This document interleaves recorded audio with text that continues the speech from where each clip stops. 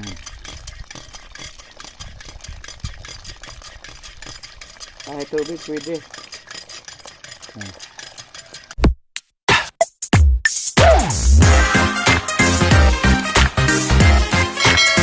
Hello, welcome back mga katrokes.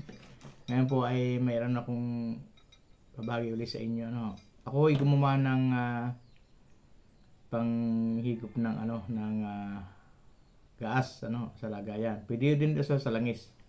So ito ang ginawa ko ho. Bali 3/4 ho na tubo. Ayan. 3/4.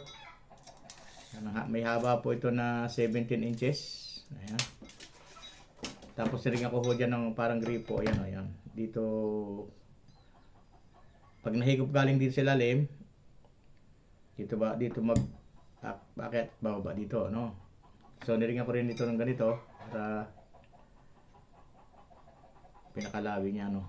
Sa ibabaw yan. Ito po ay ginawa lamang kung kaya mayroon ka dito, no? Ngayon, kung bato umakit ang langis, ay ito po ang ano niyan. Niligyan ko po ito ng washer.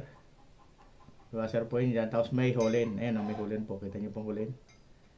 Ayan, nagalaw po yan. Tapos dito sa banda rito, meron siyang divider para hindi mahulog yung hulin. Ay dito. Kahit ito harip mo nga, hindi mahulog.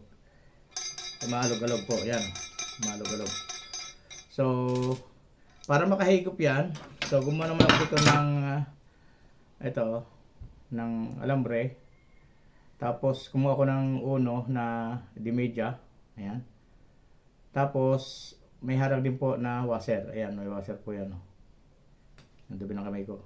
So, ngayon, lalagyan din natin ng hulin. Lagyan natin ng hulin yan. Yung hulin, no. Tapos, gawin natin yan. May liko po na kaganyan, no. Ayan, ganyan lang. Para kahit kumano siya, hindi mahulog yung huli, no. Ayan. Nagalaw din po yung huli niya. So, ilalagay natin ito dito. Ayan. Ayan. At yan po, habang hinahatak-hatak na ganyan, no, makakit po yung langis or gas. Ayan, makakatulong din po ito para hindi matapon yung langis o kaya gas, ano. Pero pag ito, gagamitin sa gas lang po. Kung sa mantika lang po, ano po. Para hindi sama-sama yung lasa at amoy, ano. So, ganyan po yan. Effective po yan. Try natin sa tubig kung makakahatak din, no. Try natin kung makakahigop din siya ng tubig, ano. Kahit ayan, oh. Kahit tubig, oh. Tingnan nyo po, oh. So, right effective. Oh. Colin lang po yan, oh. Kaya maganda. Naisip ko rin kumuha ng ganito para magpakinabangan natin, oh. Tingnan nyo po, oh. Oh. Galing, oh. Oh, yan, oh. So, yan siya, oh. Oh, ito lang, oh. May hulin. Oh. Yan ang hulin nyo. Tubig. Diba? Sugutin natin ulit. Yan, oh. May hulin din dito. Bali, dalawang hulin niya. Yan, tingnan po. Diba? Okay. Oh. Gawin din ko dito para hindi matapon. Para natin dyan. Ulit natin. So, para satisfied tayo.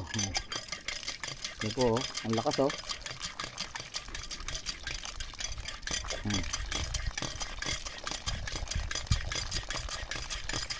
Kahit tubig pwede. Ang lakas, oh. So yan lang. Gamit lang natin yung hulin. Makakagawa na tayo ng manual na pump, no. Manual pump para sa langis, gas, tubig. Maganda kung mahaba to. Kung may drum kayo, gagawa ng ganitong klase. So ito po yung forma na, no. Yan. May tubig pa, eh. Kailangan matapon natin yung tubig para makita nyo yung so yan. So yan tuloy yung forma, no. Para lang hindi siya mawala yung huli niya, no? Para hindi mahugot, yan, no? Liko ko lang dito. Tapos ito, uno lang ito nalusot yung huli na yan, no? Mga 11 mm siguro yung huli na yan, no? Tapos dito, may bisagra. Ay, may washer. Bisagra ba? Washer. Washer po yan, no? Ayan, yan po naglalak.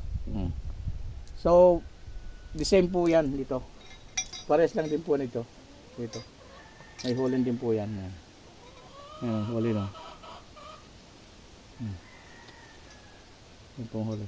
So, yan po. Sana po nagustuhan ninyo. Thank you.